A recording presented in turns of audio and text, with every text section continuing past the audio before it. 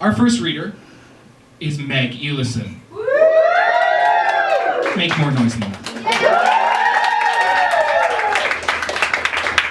She's a Cliterary Salon co-founder and co-producer, and if I fumble even a single word of the dread incantation that brings her onto this stage, none of us will live to see another sunrise. So hush, hush, as we prepare to summon your dread introductory queen.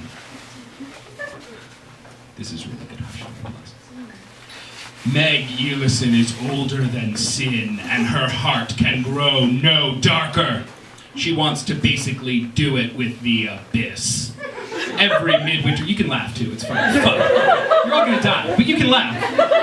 Every midwinter, an ancient evil with flesh of oak and eyes of undead suns pleads with her to bestride the world like a colossus, meting out pleasure and pain in defiance of desert as a fundamental refutation of God.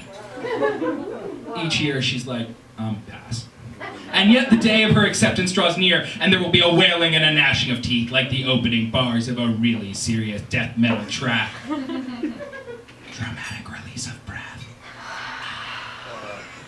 Humans and gentle humans, I give you Meg Elison! Thank you. So they said it was going to be beach bodies, and I decided not to fuck with you guys either. So this is the body that I take to the beach. Anybody who tells you that your body is not a beach body does not know what the fuck they are talking about. You take your body to the beach, bam, beach body. You put your body in a bikini, bam, bikini body.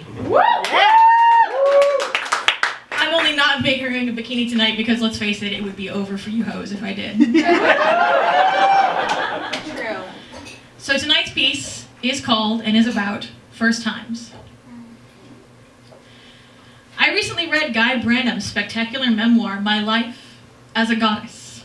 It is a side-splittingly funny book when it isn't busily breaking your heart. Though I love memoir as an art form, it occurred to me how few of them I have read by queer writers, and how little their queerness often features when I have. I realize that this is partly because I prefer books by people who aren't men, Yes. and people who aren't men are often punished for any untoward display of their sexuality. One thing I have loved about queer community is that it has taught me that I have the right to define my own firsts. Branum's book does that beautifully when he dissects the first time he did stand-up. Not his literal first outing in a comedy class, nor the first time he went to an open mic, but the real first time. The time when he found his groove and fell into it. The time when it counted. The first time for real. I am telling you this combination of things about queerness and Guy Branum and comedy because I want to talk about sex. And if you're wondering why I've couched it this way, remember what I said before about people who aren't men. The high school that I attended in a rural conservative town in nowhere, California, was obsessed with vaginal virginity. Maybe all high schools are. It certainly forms a plot point in a lot of coming-of-age stories, but believe me when I say mine was more so than usual. We lived at the nexus of 7 very different, powerful Christian denominations, all of which placed a great deal of pressure on their teenage members to convert their friends. Dating people to convert them was a common tactic. Climbing up onto a lunch table while crying and demanding that people pray with you was only slightly less so. On one notable occasion, a group of boys dragged a net of some kind through the hallways whilst one of them read the Bible verse about being fishers of men. You get it? Yeah. Nobody put any kind of stop to this behavior, and reporting it would only get you a stern lecture about how students have the right to express their religious beliefs because of the First Amendment. That same amendment would suddenly experience very short supply when my friends and I started an underground newspaper, or organized pagan rituals around the flagpole in the morning. But that's a story from my own memoir someday. If you went to any high school in America, you know what happened next. The friction of one social group on another among teenagers makes everybody itch. The goths got gothier, the punks got punkier, the queer kids got daring. A friend of mine told a cheerleader that her boyfriend was hot in a crowded hallway, and the school football team broke his jaw for him. And everybody thought constantly about the mythical, unstretched hymen. The Christian girls, from Mormons to evangelical Protestants to the gaudy Catholics of our valley, knew that the litmus test between their legs was the only way to measure whether they were good or not. The goth girls fetishized it, as they did with any combination of blood and sex. They wrote each other smutty RPF about being deflowered and drained by vampires in all one magical black lace night. The punks didn't romanticize anything, but they had the same problems we did. A lack of access to reliable birth control, and a weird societal fixation on penis-in-vagina intercourse. The queer kids were another story, and that story was my salvation. While everyone around us was convinced that there was one kind of sex that mattered, we were busy having the kind that they didn't even know about. Were we virgins? Were Gold Star lesbians lifelong virgins? Could you break your hymen with a tampon? Do boys even have a virginity to lose? I remember the term behymen coming into shockingly common usage. The school was as fiercely anti-gay as a California public could be at the turn of the millennium. Our classmates were free to endlessly tell us we were going to hell, to tearfully pray for us, to call us the F-slur. Everybody clear on what the F-slur is, so I'm not going to say it. And dykes and hermaphrodites, but we were never permitted to retaliate in word or deed. The kid with the broken jaw never got anybody suspended. But a strange thing happened in the year before I dropped out. There were some clandestine cross-pollinations between the Christians and the queers. Obviously, there belonged some to the both tribes, but I didn't know anybody who did so openly. So questions and answers on virginity were answered by such heterocentric logic that someone realized that queer sex, not being real sex, framed a kind of magical loophole that the street kids could exploit. Dan Savage did not coin the term saddlebacking until 2009. Is anybody familiar with the term saddlebacking? Woo! No. One, okay. So it's named after the famous Saddleback Church, and it's the process by which Christian teenagers preserve their virginity by having everything but vaginal sex, which includes anal, if you think about that for a second. So you're still technically a virgin if you do everything but. But he was just putting a name to something. He was just putting a name to something that had been going on for a long time. Queer sex wasn't real sex. Ergo, oral, anal, manual, digital, and tribadism, the fancy word for grinding, did not count toward losing your virginity.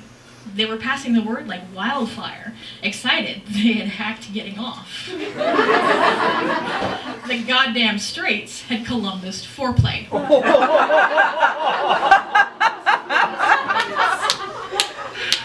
As a budding and desperate baby bisexual, I was frustrated and elated about this by turns. I had an absolutely Elysian time fucking girls. I feel like I went to a finishing school in how to get women off and learning what worked for me at the same time. I have since learned that a great deal of women who primarily or only sleep with men sometimes take years to learn the same things about themselves because they're rarely empowered or encouraged to seek their own pleasure. However, I felt rejected any time I was with a cisgender male who didn't want to do the traditional deed. We do everything but. I sucked dick like a pro before I was old enough to have a profession. And I was basically the goodwill ambassador of the clitoris for a lot of straight guys. I found these acts perfectly satisfying if there wasn't a dick in the room. But the minute there was, I was a pouty monster of evolutionary biology, demanding to get fucked in the land of the fuckless. It wasn't until years later that I would be able to untangle this from my own internalized homophobia, my insecurity, my Freudian bullshit. And it also wasn't until years later that I realized that saddlebacking made us all better people. I had all these conversations with women who were married to men who did not reciprocate oral sex. Who couldn't be bothered to jack off a clit for 5 minutes. Or frankly do anything but get up, get in, and get off. Where did that behavior come from? Ah, yes, their earliest sexual experiences, when people didn't know they wanted anything else.